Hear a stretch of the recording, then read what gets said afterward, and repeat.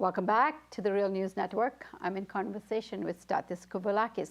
He's a member of Popular Unity in Greece and he teaches political theory at King's College in London. Good to have you back, Stathis. Good evening, Shamini. Stathis, moving forward, what will be the future of Popular Unity?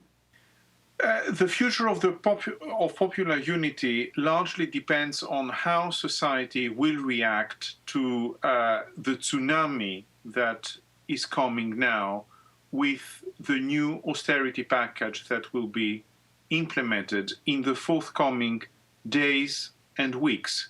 Because the reality of the situation is that Tsipras and his government had it easy so far, so to say, because they have signed up the memorandum, they have committed themselves to this awful set of austerity measures, they have totally surrendered the sovereignty of the country to the lenders, but so far very little, almost nothing of all those measures has been concretely implemented.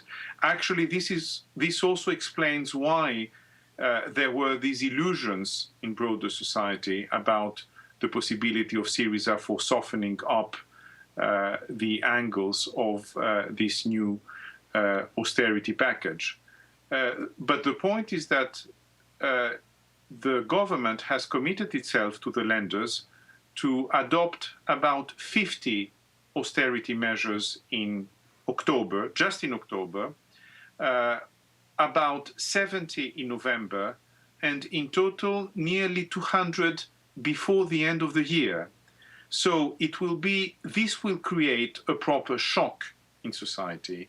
And it has to be said that due to the support given to the government by the media, large sectors of Greek society haven't yet fully realized what is coming.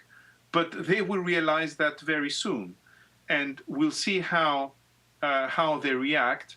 And supposedly, although, there is nothing automatic in these cases, I'm not suggesting that, everyone will somehow listen to what Popular Unity says. Society is traumatized. The weight of the defeat is very significant, but still the climate, the atmosphere in the country will change quite dramatically in the next few weeks and months. And this will mean that what happens outside of Parliament, because very little will happen in Parliament, nearly all the parties, 80% of the MPs will vote all these awful measures. But what will happen outside of Parliament will become extremely important. And this will be the terrain for intervention, for Popular Unity, and of course, for social movements and for campaigns and for popular mobilizations. Stathis, the election results of September 20th, is that an indication that most of the Greek population is still apprehensive about leaving the Eurozone? Up to a certain point, yes. Years of propaganda about exiting the euro being, the absolute disaster, the apocalypse, the end of the world, have produced an effect, and they have produced that effect because Syriza gradually but steadily reproduced that discourse and fully adopted it once it had signed the memorandum. So, no one has explained, not a single political force in Greece has explained to the people that leaving the euro is not the end of the world, that it is a sustainable option, that it has also positive aspects in it, and it opens up new possibilities. Of course, it also creates some problems, but these problems can be resolved with the proper preparation and by dealing with them in a certain political direction. So a lot certainly needs to be done in order for that fear to be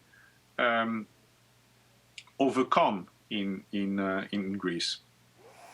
And Stathis, finally, what's next for Popular Unity? I think what is next for Popular Unity is to connect with the forms social resistance will take in the next period. Actually, a new political and social cycle has now started, actually. Of course, it has started in a very tough way. The weight of the defeat is there. However, we have lost a battle, but the war goes on. And the war goes on means that the Greek people have already shown in the recent past that they are very resilient. I'm confident that they will also be inventive in showing that again in the future. And no one has doubts that Popular Unity, because of its militant forces and the potential it represents, will play a very important role in that new cycle of resistance and of struggle.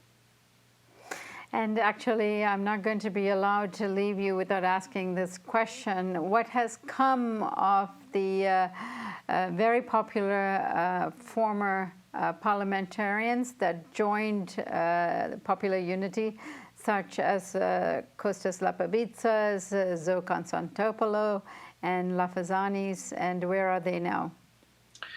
Look, most of these people had, jobs apart from politics. Very few were actually, full-timers of a party or of an organization. So Kostas Lapavitsas has resumed his teaching in London. Zoe Konstantopoulou has resumed her activities as a lawyer in Athens. Other people have also, went back to their former job or way of being active. So we are.